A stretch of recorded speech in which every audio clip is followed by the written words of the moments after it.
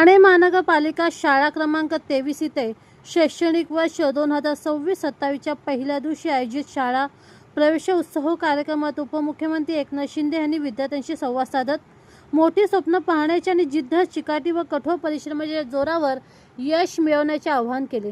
यावेळी त्यांनी आपणही ह्याच महापालिका शाळेचे विद्यार्थी असल्याची आठवण सांगत विद्यार्थ्यांना प्रेरणादायी मार्गदर्शन केले।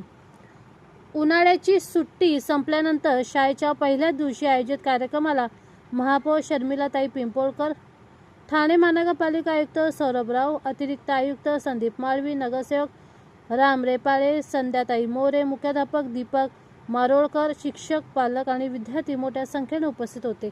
यावेळी एकनाथ शिंदे म्हणाले की शाळा ही विद्यार्थ्यांच्या उज्ज्वल भविष्याचे प्रवेशद्वार आहे। पहिल्या दिवसाचा उत्साह कायम ठेवत विद्यार्थ्यांनी हसत खेळत आणि आनंदाने शिक्षण घ्यावे। शिक्षण ही केवळ नोकरीची नव्हे तर चांगला नागरिक घडवण्याची प्रक्रिया असल्याचे त्यांनी यावेळी सांगितले। शिक्षकांचा गौरव करताना त्यांनी सांगितले की आई-वडील जन्म देतात, मात्र विद्यार्थ्यांना आकार देण्याचे आणि संस्कार करण्याचे कार्य शिक्षक करतात। त्यामुळे शिक्षकांचे स्थान समाजात अनन्यसाधारण आहे। विद्यार्थ्यांचे भविष्य घडवण्याची मोठी जबाबदारी शिक्षकांवर असून त्यांनी विद्यार्थ्यांना ज्ञानाबरोबरच संस्कारही द्यावेत असे ते म्हणाले। यावेळी त्यांनी आपल्या शालेय जीवनातील आठवणींनाही उजाळा दिला। मी ह्याच शाळा क्रमांक 23चा विद्यार्थी होतो। त्यावेळी शाळेची परिस्थिती वेगळी होती। आजच्या विद्यार्थ्यांना आधुनिक इमारत, चांगल्या सुविधा आणि उत्तम वातावरण मिळत आहे, मात्र परिस्थितीपेक्षा जिद्द आणि मेहनत महत्त्वाची असते असे सांगत त्यांनी आपल्या शिक्षकांच्या आठवणीही सांगितल्या। महापालिका, जिल्हा परिषद किंवा सरकारी शाळांमध्ये शिकणाऱ्या विद्यार्थ्यांनी न्यूनगंड बाळगू नये असे आवाहन करत त्यांनी देशाचे प्रधानमंत्री नरेंद्र मोदी, माजी राष्ट्रपती doctor APJ Abdul Kalam, doctor Anil Kakodkar अनेक मोठी व्यक्तिमत्व अशाच शाळेतून घडल्याचे उदाहरण दिले। शिक्षणाची गुणवत्ता आणि शिक्षकांची बांधिलकी महत्त्वाची असून शाळेच्या नावावरून भेदभाव करू नये असेही ते म्हणाले। मातृभाषेतील शिक्षण विद्यार्थ्यांची आकलन क्षमता वाढवते असे नमूद करत त्यांनी मैदानी खेळ, प्रार्थना स्पर्धा आणि सांस्कृतिक उपक्रमांमधून विद्यार्थ्यांचा सर्वांगीण विकास होत असल्याचे सांगितले। सध्या मैदानी खेळांचे प्रमाण कमी झाल्याची खंत व्यक्त करत मुलांनी मोबाईलच्या आहारी न जाता खेळ आणि अभ्यास यांचा समतोल साधावा असे आवाहनही त्यांनी यावेळी केले। राज्य शासनाच्या मुख्यमंत्री माझी शाळा सुंदर शाळा अभियानामुळे राज्यातील शाळांमध्ये मोठे बदल घडून आले असून विद्यार्थ्यांना दर्जेदार शिक्षण आणि आवश्यक सुविधा उपलब्ध करून देण्यास सरकार कटिबद्ध असल्याचे त्यांनी यावेळी सांगितले। विद्यार्थ्यांच्या पाठीवरील शैक्षणिक ओझे कमी करण्यासाठी तसेच शालेय पोषण आहारासारख्या विविध योजनांद्वारे शासन प्रयत्नशील असल्याचे त्यांनी यावेळी स्पष्ट केले। शिक्षकांनी पहिल्या बाकावरील विद्यार्थ्यांपासून शेवटच्या बाकावरील विद्यार्थ्यांपर्यंत सर्वांकडे समान लक्ष द्यावे, त्यांच्यात अभ्यासाची गोडी निर्माण करावी आणि सोप्या भाषेत अध्यापन करावे असे आवाहन त्यांनी यावेळी केले। जो विद्यार्थी प्रश्न विचारतो तोच खऱ्या अर्थाने हुशार असतो, त्यामुळे काही समजले नाही तर शिक्षकांना निसंकोचपणे विचारा असा सल्लाही त्यांनी यावेळी विद्यार्थ्यांना दिला। जिद्द, चिकाटी आणि कष्ट हीच यशाची गुरुकिल्ली असल्याचे सांगत त्यांनी विद्यार्थ्यांना विविध क्षेत्रात प्रगती करण्यासाठी प्रेरित केले। उडान भरनी हो तो पैरों को मजबूत करो, सपने देखने से पहले आँखों को जागृत करो या प्रेरणादायी ओळीमधून त्यांनी विद्यार्थ्यांना मोठी स्वप्ने पाहण्याचा संदेश दिला। यावेळी त्यांनी शाळेतील स्वच्छता, पिण्याचे पाणी, स्वच्छतागृह आणि इतर मूलभूत सुविधांवर विशेष भर देत महापालिकेच्या शाळांना अचानक भेटी देऊन कमतरता तपासण्याच्या सूचना प्रशासनाला दिल्या। शाळांच्या विकासासाठी निधीची कोणतीही कमतरता भासू दिली जाणार नसल्याची ग्वाही त्यांनी यावेळी दिली। विद्यार्थी ही देशाची खरी संपत्ती असून त्यांचा सर्वांगीण विकासासाठी शासन, शिक्षक आणि पालकांनी एकत्रितपणे कार्य करण्याची गरज असल्याचे सांगत त्यांनी सर्व विद्यार्थ्यांना नव्या शैक्षणिक वर्षासाठी शुभेच्छा दिल्या।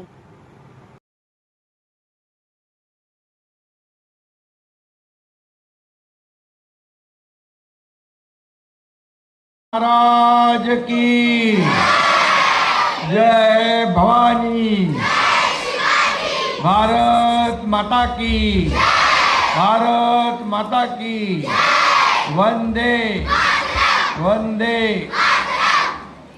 आज शाळा प्रवेशोत्सव या ठिकाणी होतोय। उन्हाळ्याची सुट्टी संपली आणि आता शाळेचा पहिला दिवस आहे। या कार्यक्रमाला उपस्थित महापौर शर्मिलाताई पिंपळकर, ठाणे महापालिकेचे आपले कर्तव्यदक्ष आयुक्त सौरभरावजी, अतिरिक्त आयुक्त संदीप माळवीजी, नगरसेवक राम रेपाळे, नगरसेविका संध्याताई मोरे, नगरसेविका मोरेताई, 2 मोरे आहेत तिकडे, आणि बाकी सर्व डॉक्टर वाघ आहे, गुरमुख सिंग, परेश टाळके, आपला शिक्षक सेनेचा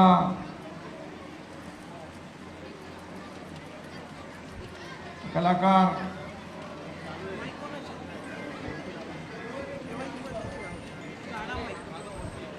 पापळकर, सर्व मासवकर, शिंदे, सर्व मान्यवर आणि मुख्याध्यापक दीपक मोराणकर, गटप्रमुख निलिमा पाटील, सहशिक्षक, सर्व शिक्षक आणि पालक आणि विद्यार्थी मित्रांनो, सगळ्यात आधी मी विद्यार्थी घडवणाऱ्या शिक्षकांना मी धन्यवाद देतो, त्यांना वंदन करतो आणि आज माझ्या सर्व लाडक्या विद्यार्थ्यांना मी भेटायला आलेलो आहे. सर्व लाडके विद्यार्थी,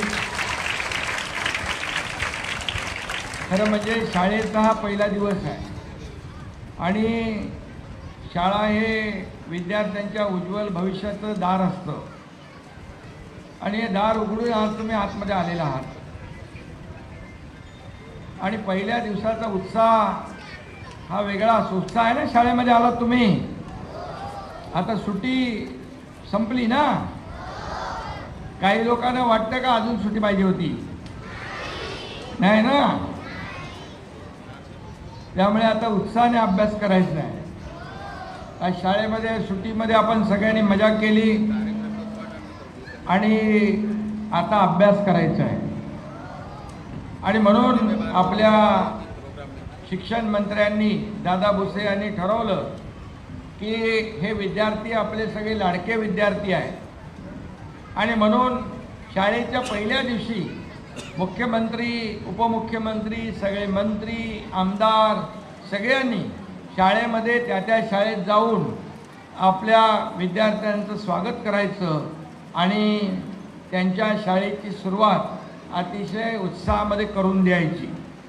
आणि म्हणून काही लोकांना वाटत असेल आता नवीन शिक्षक आहेत, विद्यार्थ्यांना काही मनामध्ये काही प्रश्न असतील, परंतु शिक्षक नवीन असले जुने असले तरी ते आपले शिक्षक आहेत आणि आईवडील जन्म देतात, परंतु शिक्षक त्याला आकार देण्याचं काम, त्याच्यावर संस्कार घडवण्याचं काम करत असतात. त्यामुळे शिक्षकांची जबाबदारी फार मोठी असते. आता आपल्याला माहीत आहे, नवीन शाळेत आलं की आनंदही असतो, थोडं टेन्शनही असतं आणि खऱ्या अर्थाने टेन्शन वगैरे काय घ्यायचं नाही आणि काही टेन्शन घेऊ नका. टेन्शन गया पेन्शन लेने को असं समजा आणि काही बिनधास्तपणे आपलं कुठलंही टेन्शन मनामध्ये दडपण न ठेवता आपल्या प्रत्येकाच्या इयत्तेमध्ये अभ्यास करायचा आहे. आणि आता मी बघतो ही शाळा अतिशय भव्य दिव्य झालेली आहे. त्यावेळेस मी या शाळेचा विद्यार्थी आहे, शाळा क्रमांक 23 आणि त्यावेळेस माझे वर्ग शिक्षक परब गुरुजी होते, रघुनाथ परब गुरुजी, निकम सर होते, पाठक सर होते, राणे गुरुजी होते, राऊतबाई होत्या. सगळ्या लोकांची आजही मला नावं आठवत आहेत. मला आता महापौरांनी पण सांगितलं तेही या शाळेत शिकलेले आहेत. बघा, या शाळेत शिकलेला महापौरही होतो आणि राज्याचा मी मुख्यमंत्री झालो, राज्याचा उपमुख्यमंत्री आहे, राज्याचा विरोधी पक्षनेताही झालो. त्यामुळे या शाळेमध्ये महापालिकेमध्ये पूर्वीची आपण पाहिली की चाळ आयुक्त महोदय चाळ होती, त्याला दरवाजे पण नव्हते. मग आतमध्ये पहिले यायचं, स्वच्छता करायची, साफसफाई करायची, मग वर्गामध्ये बसायचं, अशी त्यावेळची परिस्थिती होती.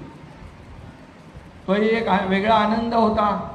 आता हे सगळे विद्यार्थी अतिशय नशीबवान आहेत. चांगली इमारत या ठिकाणी उभी आहे आणि त्यांना चांगल्या सोयीसुविधाही आहेत.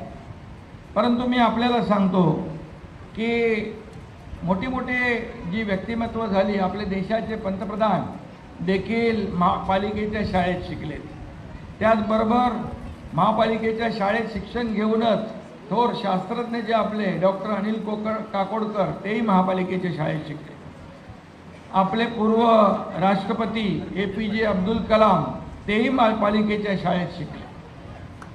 आता कितीतरी लोक आहेत की पालिकेच्या, जिल्हा परिषदेच्या, सरकारी शाळेमध्ये शिकून समाजामध्ये विविध क्षेत्रामध्ये चांगलं उत्तुंग काम करणारे मोठे नेतेही झाले. म्हणून मी आपल्याला सांगतो, शाळा अतिशय एअर कंडिशन असेल, फी जास्त असेल, तिथं सोयीसुविधा जास्त असतील, मग ती शाळा चांगली. आणि महापालिका आणि सरकारी शाळा आणि याच्यामध्ये बिलकुल काही फरक नाही. त्या ठिकाणी शिक्षक कसे आहेत, शिक्षण कसं आहे, कसे शिकवतात, याला फार महत्त्व आहे. आणि म्हणून शिक्षकाला फार महत्त्व आहे. शिक्षक हा या विद्यार्थ्यांवर आपल्याला संस्कार घडवण्याचं काम करत असतो. आणि म्हणूनच इथली शिक्षक देखील कोणी काही कमी नाही, सगळे चांगले शिक्षक आहेत, चांगले रिझल्ट आहेत या शाळेचे. हम भी किसी से कम नहीं असे आपले शिक्षक आहेत. आणि शिक्षकांना देखील आपण सोयीसुविधा, त्यांचे प्रश्न सोडवण्याचं काम करत असतो. त्यामुळे जसं त्यांच्याकडून ज्ञानदानाचं, शिक्षणाचं आपण काम चांगलं झालं पाहिजे अशी अपेक्षा करतो, तशाच प्रकारे त्यांच्या देखील काही समस्या असतील त्या सोडवणं आपलं कर्तव्य आहे. आणि म्हणूनच मी आपल्याला सांगतो, शिक्षकाचं महत्त्व अनन्यसाधारण आहे आणि हा शिक्षकच सगळ्यात महत्त्वाचा आहे. डॉक्टर सर्वपल्ली राधाकृष्णन यांचं एक सुप्रसिद्ध कोट आहे, a lawyer's mistake is buried in the files and engineer's mistake is hidden behind the bricks of a wall. A doctor mistake is buried in the graveyard. आणि but the teacher mistake reflects in the society and the nation for generation. शिक्षकांची एक चूक आपलं देशाचं भवितव्य जे आहे ते घडवत आहे. त्यामुळे शिक्षकाची जबाबदारी सगळ्यात मोठी आहे. आणि म्हणून मी नेहमी सांगतो, आपल्या आयुष्यामध्ये आईवडिलांचं जसं स्थान असतं तसंच शिक्षकांचं स्थान देखील अतिशय मानाचं आणि आदराचं आहे. आणि म्हणून शिक्षकांना आपण नेहमीच शिक्षकांचा आदर केला पाहिजे आणि गुरुजनांचा आदर करणं हे नेहमी आपण पाळलं पाहिजे. आणि म्हणूनच शिक्षकांची जबाबदारी मोठी आहे, ती शिक्षकांनी देखील सांभाळली पाहिजे. तुमच्या हातात हे देशाचं भवितव्य आहे आणि म्हणूनच हा भारत हा आपल्या तरुणाईचा देश आहे. आणि म्हणून हे उद्याचं हे भवितव्य आपल्यासमोर बसलेलं आहे. आणि म्हणूनच या महापालिका शाळेमधली मुलं नावलौकिक केलं आहे. माझं तर उदाहरण तुमच्या समोर आहे. मी त्या राज्याचा मुख्यमंत्री देखील झालो आणि असे अनेक लोक या ठिकाणी मोठ्या पदावर काम करतात. आणि म्हणून देशाचं भवितव्य घडवणं आणि सुजाण नागरिक घडवणं हे शिक्षकांची जबाबदारी आहे. ती आपण पार पाडली पाहिजे. कारण ही विद्यार्थी जे आहे ही देशाची संपत्ती आहे, हे देशाचं ऐश्वर्य आहे. आणि म्हणून या विद्यार्थ्यांना आता आपल्याला आकार देण्याचं, संस्कार देण्याचं काम या ठिकाणी करायचं आहे. पुस्तकी ज्ञानासोबत बौद्धिक, सामाजिक, मानसिक आणि शारीरिक विकास करण्याची जबाबदारी देखील आपल्या शिक्षकांची आहे. मातृभाषेतील शिक्षणामुळे विद्यार्थ्यांची आकलन क्षमता वाढत असते.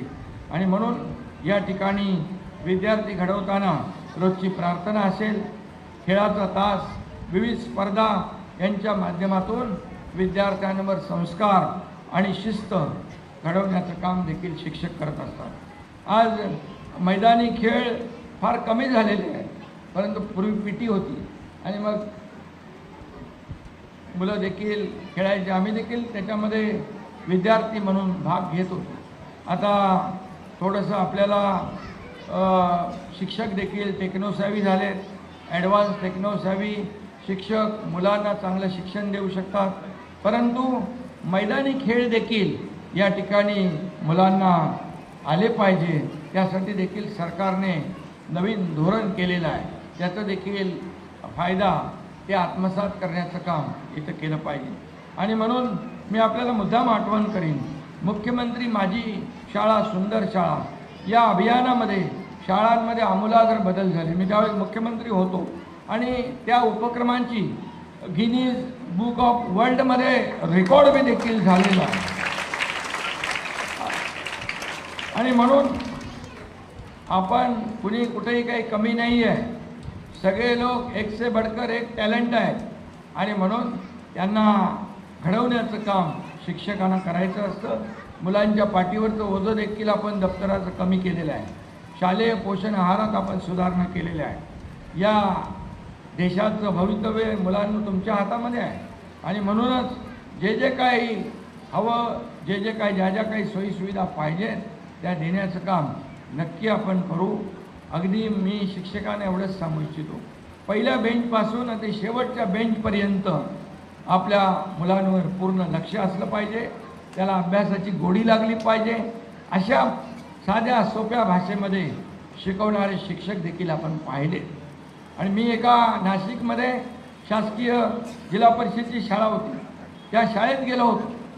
मुलांना मी आपल्याला सांगतो, मला अतिशय तिथं मी म्हणेन अजिबात म्हणेन की तिथं जे पाहिलं मी ते विद्यार्थी दोन्ही हाताने लिहित होते.